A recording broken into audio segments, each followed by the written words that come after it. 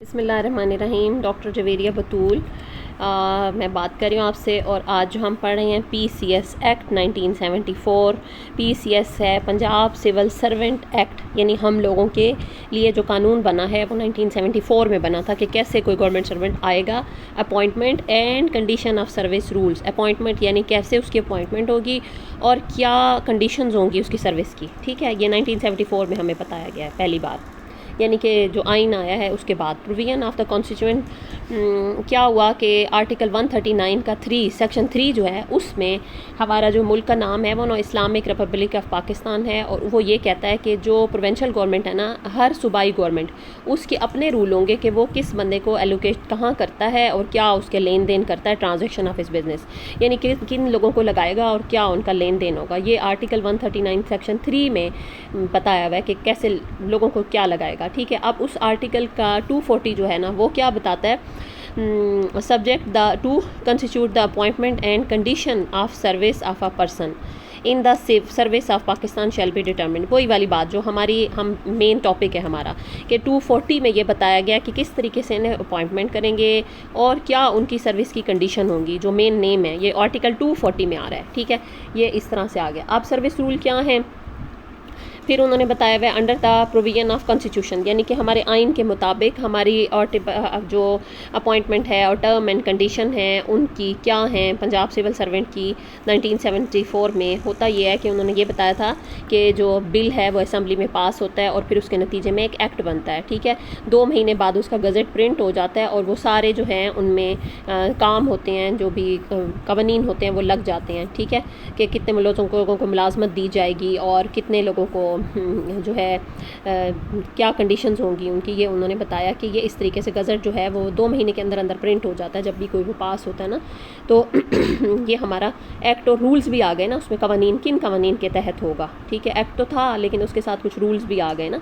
अच्छा, अब नेक्स्ट हो गया section 4, appointment to the civil servant of province और to civil post in connection with the affair of the province shall be made in prescribed manner।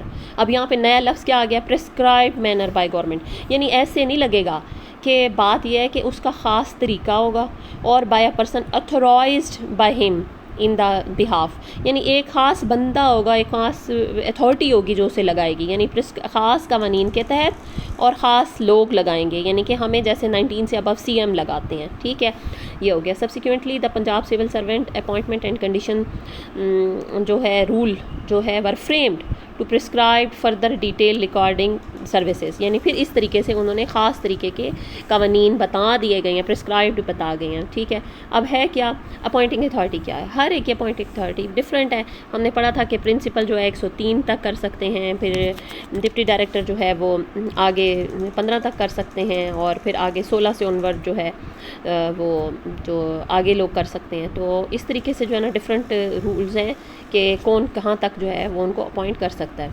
Autonomous and semi autonomous जो है, यानी कि जैसे यूनिवर्सिटी है या कोई सेमी गवर्नमेंट इदारा है, तो उनके भी लॉ हैं अपने अपने, हर ऑर्गेनाइजेशन के, उनके डिपार्टमेंटल ऑर्गेनाइजेशन के अपने सेपरेट यूनिट सेपरेट लॉ हैं। अब आ गई कुछ टर्म्स, उसमें बोर्ड बताया था। बोर्ड में आप खुद देख लें कि एक तो सिलेक्शन बोर्ड है जो कि एज सिलेक्शन के लिए काम करता है ना, selection board and including provincial includes provincial जो है। ठीक है, तो ये हमारा जो है ना सिलेक्शन बोर्ड हमारा है, जैसे कि PSB है। ठीक है, प्रोविंशियल सिलेक्शन बोर्ड हमारा हो गया। तो इसी तरह कमीशन होता है, जैसे कि पब्लिक सर्विस कमीशन, पूरा कमीशन होता है जो कि भर्ती करता है लोगों की। कमेटी जो है वो मुख्तलिफ़ किस्म की कमेटी होती है, सिलेक्शन कमेटी, जैसे हमारी CTI की कमेटी भी बनी थी ना, तो उसमें हम CTI भर्ती किए थे। तो इस तरीके से जो है ये होगा। अब आ गया डिपार्टमेंट क्या होता है। डिपार्टमेंट जो होता है, हर एक का अलग डिपार्टमेंट है ना, हैज़ सेम मीनिंग, जैसे कि उसका भी सेम मीनिंग है, डिपार्टमेंट भी हम उसी को कहेंगे। और डिपार्टमेंट कैसे खुलेगा ये उन्होंने बताया Punjab government rule of business 2011 में, और उसमें अमेंडमेंट कुछ तब्दीलियां भी आई हैं कि डिपार्टमेंट कैसे बनेगा।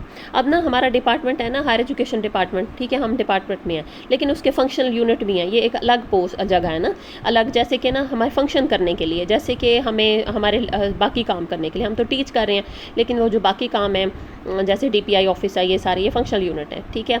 अब आगे ग्रेड, ग्रेड क्या है, ग्रेड उन्होंने ना चेंज किया था, change in nomenclature of service and oblation of classes, यानी शुरू में ना क्लासेस क्या जाए, क्लास 1 क्लास 2 का अफसर कहा जाता था। अब उन्होंने ना 1974 में चेंज कर दिया था, नॉमेनक्लेचर नाम ही तब्दील कर दिया था, नहीं जी ग्रेड होंगे 16 17 18 इस तरह ग्रेड होंगे। अच्छा ग्रेड तो हो गया, अब तो ग्रेड 17 है तो पोस्ट क्या है, लेक्चरर है। ग्रेड 17 है तो ग्रेड 18 है तो पोस्ट क्या है, असिस्टेंट प्रोफेसर है। तो हर इदारे की ना अपनी ग्रेड होते हैं, तो ग्रेड के साथ उनकी पोस्ट का नाम फ़र्क होता है। हमारी 17 की ग्रेड का नाम लेक्चरर है और किसी और की 17 का नाम कुछ और होगा, तो ये हो गया, ठीक है, ये हो गया। उसके बाद उन्होंने बताया अपॉइंटमेंट, अपॉइंटमेंट एक तरह की नहीं होती, अपॉइंटमेंट 3 तरह की होती है। इनिशियल अपॉइंटमेंट जो रिक्रूटमेंट कहते हैं, ठीक है, जो पहली दफ़ा आ रहे हैं, प्रमोशन जो कि आ रहे हैं वो भी एक अपॉइंटमेंट ही है, और ट्रांसफ़र यानी कि आपका ट्रांसफ़र हो रहा है तो भी आप नई जगह पे एक जगह से दूसरी जगह जा रहे हैं, तो ये भी आपकी नई अपॉइंटमेंट है। अच्छा अब क्या हो गया, अपोस्ट, पोस्ट क्या होती है, खाली जगह, जो हमें पता है, हमें पहले ही पता है कि पोस्ट अनाउंस हुई हैं, कितनी पोस्ट हैं, और उनका ना अपना कोटा है, ठीक है, कि इतनी पोस्ट जो है हमारी रेगुलर आएंगी और इतनी पोस्ट जो है 17 की कितनी पोस्ट रेगुलर आएंगी और कितनी इनिशियल होंगी, ये सारा कुछ उनका लिखा हुआ होता है रेगुलर, ठीक है। Recruitment rules have been frame, अच्छा किस तरीके से उन्हें भर्ती किया जाएगा, कि भाई क्या रूल होगा, कि वो सारे उन्होंने बताए हुए। मसलन अगर हमने आना है उसमें 20वें ग्रेड में आना है, तो उन्होंने बता दिया है कि 80% जो है वो प्रमोशन होंगे और 20% डायरेक्ट होंगे। लेकिन ये भी उन्होंने बताया था कि 5 सीटें होना ज़रूरी हैं, अगर 5 होंगी तो सारी प्रमोट ही आएंगे, लेकिन जैसे ही 5 से ऊपर हो गई तो फिर उसकी पैकेज बनेगा, यानी कि 10 हो गई हैं तो 2 जो है वो आएंगी डायरेक्ट में और जो 8 हैं वो आएंगी प्रमोशन में आएंगी 20वें ग्रेड की। और फिर मज़े की बात यह है कि उनके लिए उन्होंने कंडीशन जो बताई है ना वो यही है, रिक्रूटमेंट रूल्स क्या हैं, रूल्स ये हैं कि 11 साल उसकी सर्विस होनी चाहिए और 6 पब्लिकेशन होनी चाहिए कहीं किसी टीचिंग या रिसर्च इंस्टीट्यूट में, तो फिर होगा, ठीक है। तो इस तरह उन्होंने बताया है कि ऐसे होगा। और फिर उसके बाद आगे प्रोसीजर फॉलोड, भाई आप ये एज हो, ये चीज़ हो, ये सब्जेक्ट ये हो, वो सारा जो प्रोसीजर फॉलोड होता है वो कौन कौन सा प्रोसीजर जो है हम फॉलो करके करेंगे वो आगे बताएंगे ना। फिर है रिक्रूटमेंट थ्रू किस तरीके से कौन कौन करता है, पहले तो हमारा PPSC करता है 17वें ग्रेड की, ठीक है। फिर कमेटी हो गई, ठीक है, जो है हमारी कमेटी जो है वो फिर करती है, जैसे CTI के लिए कमेटी हो गया, बोर्ड हो गया, वो करता है, ठीक है, ये इनिशियल करता है, मुख्तलिफ तरह के लोग जो हैं वो करते हैं। फिर मोड्स 2 तरह के होते हैं, जॉब के रेगुलर और कॉन्ट्रैक्ट हो गए। अब आ गया प्रोबेशन, प्रोबेशन का मतलब होता है शुरू में जब आए हैं तो आप पक्के नहीं हैं, कच्चे हैं, ठीक है, ये सेक्शन 4 हमें बता रहा है। और एडहॉक वाले जो हैं वो परमानेंट नहीं हैं, उनका प्रोबेशन नहीं होता, और वो जो है बस एंड जो एडहॉक अपॉइंटमेंट शेल, अच्छा initial appointment of the service post refer to in section 4 not being an ad hoc appointment, ad hoc नहीं होगा के लिए नहीं होगा और बाकी सब के लिए प्रमोशन ज़रूरी है। And appointment of the civil servant of promotion transfer यानी और सर्विस पोस्ट में also be made on such probation and for a period of probation as may prescribed, जिसका जितना प्रोबेशन पीरियड है वो मैं आपको बता देती हूँ। अगर हम शुरू में आए हैं ना तो हमें ना जितने भी लोग शुरू में आए होते हैं वो हैं 2 साल का प्रोबेशन पीरियड है, और फिर उसके बाद गज़ट नोटिफिकेशन आ जाता है, हाँ जी आप पक्के हो गए हैं। अगर नहीं हुए तो 1 साल फिर उसको इजाफा प्रोबेशन पीरियड का जारी होगा, और अगर 3 साल उसने पूरे कर लिए हैं तो उसके बाद वो परमानेंट ही कंसिडर होगा, अगर गज़ट नोटिफिकेशन आए या ना आए। टोटल 3 साल इब्तदाई लोग, और जो प्रमोशन में आ रहे हैं उनका 1 साल प्रोबेशन पीरियड होगा, और अगर उसका गज़ट नोटिफिकेशन नहीं आया तो 1 साल का फिर उसको मिलेगा गज़ट नोटिफिकेशन के थ्रू, 1 साल फिर प्रोबेशन, टोटल 2 साल उसको मिलेंगे। 2 साल मुकम्मल करने के बाद एक जो हम लोग हैं परमानेंट होंगे, हम अभी 1 साल के लिए प्रोबेशन में चले जाएंगे। फिर क्या है, whether respect any service course satisfactory completion, जैसे हमने सेटिस्फैक्ट्री कंप्लीशन कर ली, मुकम्मल कर लिया, तो 2-3 बातें हो सकती हैं, टेस्ट भी हो सकता है, कोई कोर्स हो सकता है, कोई ट्रेनिंग हो सकती है, कुछ डिपार्टमेंट में ऐसा है वो पास करना ज़रूरी है, तो एक्सपायरी डेट से पहले पहले वो आपने पास कर लेनी है, तो फिर आपको कंसिडर किया जाएगा परमानेंट, अदरवाइज़ नहीं होगा। प्रोबेशन का सेक्शन 5 है, रट्टा लगाना है। आगे रूल 7 प्रोबेशन का ही, रूल 5 जो है उसमें ये बताया हुआ है प्रोबेशन का, ठीक है, प्रोबेशन सेक्शन 5। अब प्रोबेशन का रूल 7 जो है ना, सेक्शन तो हमारा 5 है, अब रूल 7 आ गया। प्रोबेशन जो है, एक पर्सन जो है ग्रेड में आया है और सब्सटेंटिव जो है परमानेंट वैकेंसी पे shall remain on probation for a period of 2 year, जो नया बंदा है वो 2 साल के लिए इनिशियल रिक्रूटमेंट में आएगा और वो पीरियड पूरा करेगा तो फिर उसको एक्सटेंड करेगी, गज़ट नोटिफिकेशन आ जाएगा 1 साल का, नहीं तो फिर उसके बाद 3 साल के बाद वो पक्का हो जाएगा। ठीक है। नॉट एक्सीडिंग टू 2 ईयर इन ऑल, जो 2 साल से ज़्यादा नहीं होता। No person shall be confirmed in post unless the he successfully completed, कोई भी बंदा पक्का नहीं हो सकता जब तक कि उसने प्रोबेशन पीरियड पूरा नहीं कर लिया और कुछ डिपार्टमेंट में इम्तिहान नहीं दे लिया, जैसा बताया गया। और फिर उन्होंने बताया इनिशियल प्रोबेशन पीरियड पूरा कर लिया तो the period probation shall be deem to be extended. अगर 1 साल 2 साल पूरा कर लिए हैं और उसके बाद शुरू में लोग आए हैं और प्रोबेशन का ऑर्डर शॉर्डर नहीं आए ना, तो इसका मतलब है वो जो ऑर्डर नहीं आए ना, तो फिर भी वो समझा जाएगा कि 1 साल और तुम्हारा प्रोबेशन है, समझ लिया जाएगा और फिर 3 साल बाद तुम पक्के हो जाओगे। अब आ गया probation rule 7, subject to the provision of sub rule 2, जो पिछला उन्होंने बताया। If order has been made by the day on which the maximum period of probation expire, अगर आपका एक्सपायर हो गया प्रोबेशन का, वो कंफर्म समझा जाएगा। ठीक है, अब नहीं आया तो अब आपको समझा जाएगा कि आप कंफर्म हो गए हैं। तो एक दफ़ा हुआ है, फिर उसके बाद एक्सटेंड हुआ है, उसके बाद आप कंफर्म हो गए हैं। Provided that in case of grant of extra ordinary leave, अब आप प्रोबेशन में चले गए छुट्टी पे, बहुत ज़्यादा छुट्टी पे, तो फिर आपने 2 साल की छुट्टी पे, तो आपका नाम निकल गया सीनियरिटी लिस्ट से और आपका एक अलग लिस्ट में चला गया स्टैटिक मतलब रुकी हुई सीनियरिटी लिस्ट में। अब आप ना प्रमोशन को क्लेम नहीं कर सकते, चुप करके बैठे रहें। अब क्या होगा, जब ना आप दोबारा आएँ, दोबारा वो कहेंगे फिर प्रोबेशन पूरा करो भाई, फिर तुम्हें देंगे प्रमोशन सीनियरिटी में जगह।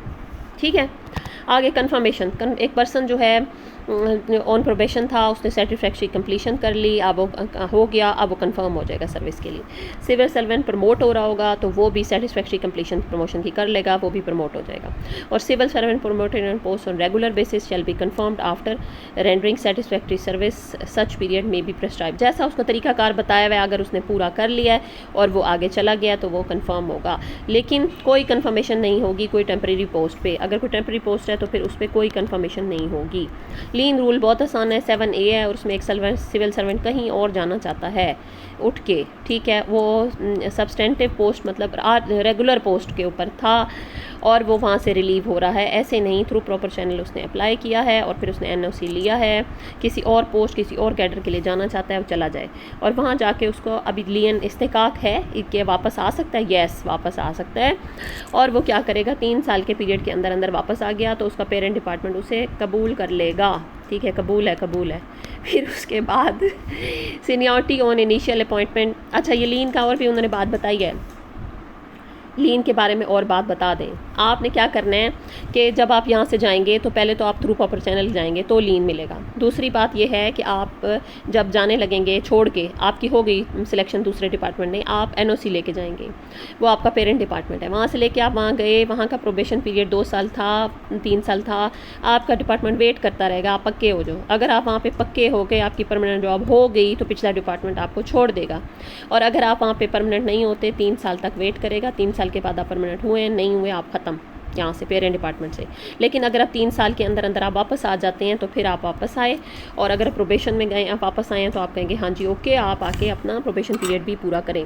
3 साल से ज़्यादा आपको नहीं पसंद आई जॉब, वापस आ जाए। ठीक है, seniority on initial appointment to service cadre और post shall be determined in prescribed manner. हाँ, सीनियरिटी कैसे मिलेगी, जैसे कवानीन हैं वैसे मिलेगी, जो हमारे बताए गए रूल हैं। फिर क्या है, उससे प्रमोट होगा, take effect from the date of regular appointment, ऐसे नहीं होगा, रेगुलर अपॉइंटमेंट के बाद तरह से उसके बाद से सीनियरिटी उसकी शुरू हो जाएगी।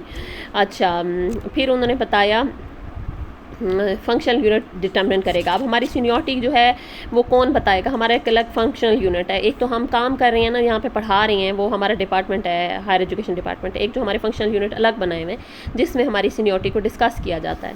और ये भी उन्होंने बताया था, ये भी मैं आपको बता दूँ क्या होता है कि हमारा जो है ना DPC कौन होता है, 17 से 18 की सीनियरिटी देखने वाला। ठीक है, और 17 से 18 की जो सीनियरिटी देखेगा वो होगा DPC। ठीक है, और PSB1, अच्छा 17 से 18 की जो DPC है वो कौन देखता है, चीफ सेक्रेटरी। ठीक है, 17 से 18 की जो सीनियरिटी है वो चीफ सेक्रेटरी बैठते हैं, उसको हेड करते हैं, और ये DPC होती है 17 से 18 की। फिर PSB1 जो है वो 19 से 20 को देखता है। ठीक है, PSB2 जो है वो 18 से 19 को देखता है। ठीक है, तो इस तरह से PSB1 PSB2 बने हुए हैं। PSB2 में एडिशनल चीफ सेक्रेटरी होते हैं। ठीक है, पहले हो गया DPC, 17 से 18 की सीनियरिटी को करने वाला सारी टीम चीफ सेक्रेटरी। फिर जो है क्या कर रही हैं 18 से 19 ये भी एडिशनल चीफ सेक्रेटरी, ठीक है। और ये जो भी हेड का तो आप देख लीजिएगा, लेकिन PSB 2 जो है 18 से 19 है, PSB 1 जो है वो चीफ सेक्रेटरी मेन देखेंगे और 19 से 20 को लेके जाएंगे आगे, ठीक है। इस तरीके से हमारी जो है ये सीनियरिटी के लोग हैं, ये उन्होंने बताया था। अब आ गया ये सीनियरिटी उसी रूल के मुताबिक होगी, ये तो उन्होंने बता दिया था ना, जिस कैडर में आप हैं उसी में सीनियरिटी होगी, और ये बताया हुआ है seniority on initial appointment to the service cadre post shall be determined on prescribe manner, वही प्रिस्क्राइब मैनर जो आप कवानीन है उनके मुताबिक होगी, ठीक है। और रेगुलर सर्वेंट से सर्विस से ही आपकी शुरू होगी, और उसमें आपका जो है आप जब इनिशियल रिक्रूटमेंट होती है तब आपका मेरिट बनता है, और मेरिट पता है कौन बना के देता है, पंजाब पब्लिक सर्विस कमीशन बना के देता है, ठीक है। वो सीनियरिटी आ जाती है हमारे पास, हमारे डिपार्टमेंट के पास। Provided that the person selected for appointment into grade in the earlier selection shall rank senior to the person selected in later selection, जो पहले आया है वो पहले, और जो बाद में आए हैं, बाद में सिलेक्शन वाला बोर्ड बैठा है तो वो बाद में आएंगे, ठीक है। तो ये हो गया। अब उन्होंने बताया पब्लिक सर्विस कमीशन क्या करता है, कंबाइंड सीनियरिटी लिस्ट बना देता है सबकी जब वो पास करते हैं, और वो कहाँ आ जाती है, वो टेल पे आ जाती है, जो ऑलरेडी सीनियरिटी चल रही है उसकी टेल पे आ रही थी। Provided further for the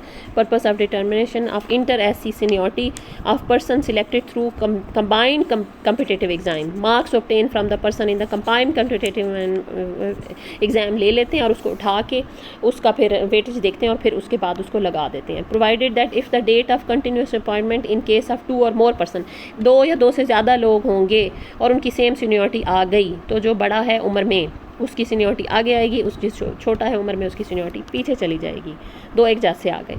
Civil servant shall eligible to consider for appointment of promotion to a post reserved for promotion in service of cadre to which he belongs। एक civil servant जो है वो eligible होगा appointment के लिए bye promotion के, अगर post जो है वो वहाँ पे उस कैडर की बची हुई है, ठीक है। In a manner as may prescribe provided that the possesses the prescribe qualification, अगर वो सारी क्वालिफिकेशन को मीट करता है तो तब उसकी प्रमोशन हो सकती है, सीट भी है और वो सारी काम उसने जितने प्रिस्क्राइब थे वो बता दिए। अब हमारा कैसे हम आगे जाते हैं, पुराना जो था हमारा क्या था, 50 हर 50 लेक्चरर पे 34 AP थे और 15 एसोसिएट थे और 1 प्रोफेसर था। ये आसान नहीं था, ठीक है, ये हम बहुत मुश्किल से होते थे। अब नियम ऊपर स्केल लिखे हुए हैं, बेसिक स्केल नीचे न्यू वाला बताया हुआ है। न्यू हर 100 में से इन्होंने डिवाइड किया हुआ है। 22 अगर लेक्चरर होंगे तो ये इससे बड़ा ओल्ड वाले से बड़ी मुश्किल से प्रमोशन होती थी। अब ये जो 17 में 42 होंगे और 18 में 36 होंगे और 19 में 19 होंगे और 20 में 3 होंगे। ये एक फार्मूला जो है 40 फार्मूला ये हमारा HED ने बनाया। वैसे 21वें की सीट भी आई थी लेकिन वो अभी तक दी नहीं है, हुआ था एक 1 इधर भी आ रहा है ना हमारा, लेकिन उन्होंने अभी तक दी नहीं है, ठीक है।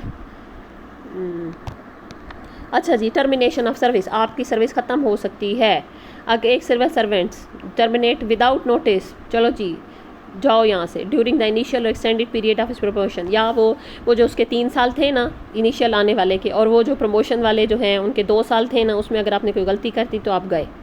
अच्छा, provided where the silver servant appointed promotion probation in case, वही सारी बात लिखी हुई है, ट्रांसफ़र हुआ है और 1 सर्विस से दूसरे कैडर में गया है, कुछ भी उसने किया उसकी टर्मिनेशन हो जाएगी। और अगर फ़र्ज़ किया लीन में है किसी भी तरह से वो है तो वो उसकी टर्मिनेशन हो सकती है अगर उसने कोई गड़बड़ कर दी है। अगर एडहॉक बेस पे हैं तो फिर आपकी टर्मिनेशन उसकी मर्ज़ी, अपॉइंटेड अथॉरिटी की मर्ज़ी, जब उसका दिल करेगा ख़त्म कर देगा एडहॉक वाले को, एडहॉक वाला नहीं क्लेम कर सकता, ठीक है। तो in the event of the post being abolished, अगर कोई पोस्ट ख़त्म हो गई, कोई डिपार्टमेंट ही ख़त्म हो गया, उसकी सारी पोस्ट ख़त्म हो गई, अक्सर डिपार्टमेंट जब ख़त्म होते हैं तो फिर क्या होगा, उसमें सीनियर को रहने देंगे, जूनियर को उठा के चलो बाहर, क्योंकि वो आगे जॉब कर सकते हैं इसलिए। Notwithstanding the provision of subsection 1 the subject to provision of sub selection the civil servant is temporary employ और अपॉइंटेड ऑन एडहॉक। अगर एडहॉक पे है या टेम्प्रेरी है तो इसको टर्मिनेशन देंगे, तो उसको 30 दिन का नोटिस देंगे और पे इन लीव देयर ऑफ। 30 दिन का नोटिस मतलब आप ख़त्म हो चुकी है जॉब, तो ये जो पे इन लीव ऑफ है ना, लीव ये क्या है, पे इन लीव क्या है, ये वो तनख्वाह है 30 दिन में कि आपको टर्मिनेशन के बाद भी दे रहे हैं, आप हो चुके हो ख़त्म, 30 दिन आप कर लो और फिर 30 दिन की आपको पे मिलेगी, ठीक है। कंडक्ट अब ये मुख्तलिफ़ किस्म के जो एक्ट हैं ना वो बताएं मैं। कंडक्ट 14 जो है वो क्या कहता है, वो made by the government in conduct rule to 1966 के किस तरीके से रेगुलेट किया जाएगा बाय रूल्स। ठीक है, हमारे सिविल सर्वेंट को जो ना रेगुलेटेड बाय रूल्स, किस तरह रूल्स के ज़रिए हमें लगाया जाएगा। एफिशिएंसी एंड डिसिप्लिन के जो है हमारा एक्ट कौन सा है 15, इसमें जो अगर कोई गलती हुई तो उसको जो भी पेनल्टी होगी। लीव का जो है एक्ट कौन सा है 16, तो इसमें लीव 1981 के हिसाब से हमारे छुट्टियां हमें मिलती हैं। फिर जो एक्ट है रिटायरमेंट का वो है 12, उसमें क्या है, अगर वो रिटायर हो रहा है तो हो जाए, ठीक है 60 साल में, और उसकी अगर 25 साल सर्विस हो गई है तो उसकी पेंशन मेच्योर होगी और उसको पैसे अच्छे खासे मिलेंगे। लेकिन अगर 25 साल से कम है तो उसको थोड़े से पैसे मिलेंगे, कम मिलेंगे, काफ़ी फ़र्क है। रेगुलर सर्विस के 25 साल के अंदर अंदर उसका पूरा होना चाहिए। फिर है पेंशन एंड ग्रेजुएटी। पेंशन वो होती है जो हर महीने मिलती रहती है, वो पेंशन है। ग्रेजुएटी वो होती है जो इकट्ठा पैसा मिलता है, ठीक है, वो 18 एक्ट में है। On retirement from the service, अगर उसे सर्विस हो गई है तो उसको पेंशन और ग्रेजुएटी मिल सकती है अगर उसने सारा किया। डिप्यूटेशन का मतलब होता है एक जगह से उठ के दूसरी जगह चले जाना। एक होता है हमारा पेरेंट डिपार्टमेंट, लैंडिंग कहेंगे, और एक बोरोइंग कहेंगे। बोरो कर रहा है, उधार ले रहा है, और लैंड जो दे रहा है। अ पर्सन जो है किसी भी सेमी ऑटोनॉमस में उठ के चला गया, फेडरल गवर्नमेंट में, दूसरे प्रोविंस में, गिलगित बल्तिस्तान में, कश्मीर में जा सकता है, चले जाएं, ठीक है, ओके। तो आप एलिजिबल होंगे, लेकिन आप थ्रू प्रॉपर चैनल अप्लाई करेंगे और फिर आपको एनओसी मिलेगा और फिर आप वहाँ पे जाएंगे और एनओसी लेके जाएंगे, और दोनों वो जो है आपका डिपार्टमेंट है पेरेंट, वो एनओसी देगा और आप वहाँ डिप्यूटेशन पे चले गए हैं। अब सिविल सर्वेंट, आप जॉब छोड़ के नहीं गए, ये डिप्यूटेशन है। सिविल सर्वेंट हु फुलफिल्स, आप अपनी मर्ज़ी से नहीं, डिप्यूटेशन पे चले गए हैं, ठीक है, किसी ज़रूरत के तहत आपको बुला लिया गया है। तो ये भी 3 साल तक आपका डिप्यूटेशन हो सकता है, उससे ज़्यादा नहीं। टू एन ऑटोनॉमस में आप किसी यूनिवर्सिटी में चले गए हैं, फिर आप वापस आ गए हैं, तो ये डिपेंड करता है कि क्या कंडीशन दे रही है आपकी जो है बोरिंग अथॉरिटी, क्या कहती है, वापस आप आ जाएंगे। Alteration in the date of birth, अगर आपने अपनी डेट ऑफ बर्थ तब्दील करनी है तो नहीं हो सकती। एक दफ़ा जो आपने दे दी बर्थ रिकॉर्ड आ रहा है ना, जैसे आपने ज्वाइन की है तो वो फाइनल हो जाएगी, बगैर उसमें कोई अल्ट्रेशन नहीं हो सकती। Appointing authority shell complete the process of appointment, जब ना अपॉइंटिंग अथॉरिटी प्रोसेस कंप्लीट कर रही है ना 190 दिन के अंदर अंदर from the date of issue of recommendation by public service commission and no request for extension in joining time. 190 दिन है आपके पास ज्वाइन करने के, कर लो नहीं तो जाओ, ठीक है। अगर आपने नहीं ज्वाइन किया तो जॉब का आपका ऑप्शन ख़त्म, ठीक है। If a person whom offer appointment has been issued fail to join, अगर वो नहीं आता ज्वाइन करने 190 दिन के अंदर अंदर, तो ख़त्म हो गई job, cancel. Change in name, नाम तब्दील नहीं हो सकता आपका, ठीक है। ये 121B में बता दिया है कि आप अपना नाम तब्दील करना चाहते हैं तो कर सकते हैं, लेकिन अगर फ़ीमेल होगी तो वो कर सकती है नाम तब्दील, तो फिर आपको ऐड देना पड़ता है और फिर आपको नादरा में चेंज करना पड़ता है। फिर आपको अपने ये बोर्ड में आप जाएंगे, वहाँ पे अपना नाम चेंज करेंगे, सारी सनतों पे, आईडी कार्ड पे चेंज करेंगे, ठीक है। बोर्ड में भी change in name, change in birth वाला होता है। तो ये हो गया बर्थ वाला जो है ना, बर्थ वाला जो उन्होंने बताया था ना, डेट ऑफ बर्थ वाला, उन्होंने कहा कि अगर आपकी मैट्रिक की सनत के ऊपर ना नाम चेंज था तो फिर आप क्लेम कर सकते हैं। फिर आप जो है ना अप्लाई करेंगे और उसका एक डिपार्टमेंट को अगर आप कायल कर लिया तो ठीक है, नहीं कायल कर सके तो फिर नहीं, ठीक है। एक डिपार्टमेंट है, पूरा एक कमीशन है, उसके आगे आप बैठेंगे और आप कहेंगे कि ठीक है। अब ये आ गया ना चेंज ऑफ नेम, नाम जैसे कोई औरत है, बेवा हो गई है, या उसने और शादी कर लिया तो वो नाम, या फादर नेम चेंज कर रही है, या डिवोर्स्ड है तो चेंज करा सकती है। सारा उन्होंने कानून बताया हुआ है, इसके ऑर्डिनेंस वगैरह सब कुछ याद कर लें। अब ये रूल क्या होते हैं, कोई रिक्रूटमेंट होती है ना तो ऐसी नहीं होती है कि आप क्या है, name of department, higher education department, functional unit कौन कर रहा है, DPI कर रहे हैं, डायरेक्टर कर रहे हैं, कॉलेज कर रहा है। नेम ऑफ पोस्ट कौन सा है, पोस्ट का नाम बताएं कि लेक्चरर है, असिस्टेंट प्रोफेसर है। अपॉइंटिंग अथॉरिटी हर एक की अलग होती है, 17 की अलग, 18 की अलग। मिनिमम क्वालिफिकेशन कितनी तालीम होनी चाहिए फॉर अपॉइंटमेंट इनिशियल रिक्रूटमेंट के लिए। प्रमोशन अगर हो रही है तो तब उसमें आएगा। मेथड ऑफ रिक्रूटमेंट क्या हो रहा है, आप इनिशियल रिक्रूटमेंट में आ रहे हैं या आपकी प्रमोशन हो रही है या आप इब्तदाई तौर पे आ रहे हैं। Age initial limit for initial recruitment कम से कम कितनी है, वो उन्होंने बताया कि कम से कम जो है 28 है और एक्स्ट्रा आपको 5 रिलैक्सेशन मिल जाते हैं। लेकिन औरत के लिए 28 कम से कम है और 8 उसे रिलैक्सेशन मिल जाता है, तो इस तरीके से होता है, ठीक है। तो ये सारा कुछ जो है ये हमारा जो है इस तरीके से हो जाएगा, ठीक है। अब ये फिर दोबारा से बताया, नेम ऑफ डिपार्टमेंट वही, फंक्शन यूनिट इंग्लिश में लिखा हुआ है सारा, वही सारा कुछ बताया हुआ है कि वही जो ऊपर था ना वही का वही है। फॉर न्यू पोस्ट, ये जो ऊपर था ना ये रिक्रूटमेंट का वही उन्होंने बताया हुआ है कि नेम ऑफ डिपार्टमेंट हो गया, फंक्शन यूनिट हो गया, नेम ऑफ ग्रेड बताना है, कौन उसे लगा रहा है, इनिशियल रिक्रूटमेंट है या प्रमोशन है, क्या मेथड होगा रिक्रूटमेंट का, एज क्या होगी और एग्जामिनेशन कैसा होगा, क्या कंडीशन होगी, पेपर एग्ज़ाम है, कुछ है ये भी। Thank you very much. ठीक है, इसमें कुछ और बातें उन्होंने बताई थी, वो भी मैं आपको बता दूँ कि जो है चलें ये अब हो गया। नेक्स्ट क्वेश्चन अगर होंगे तो पूछ लीजिएगा। अल्लाह हाफिज़।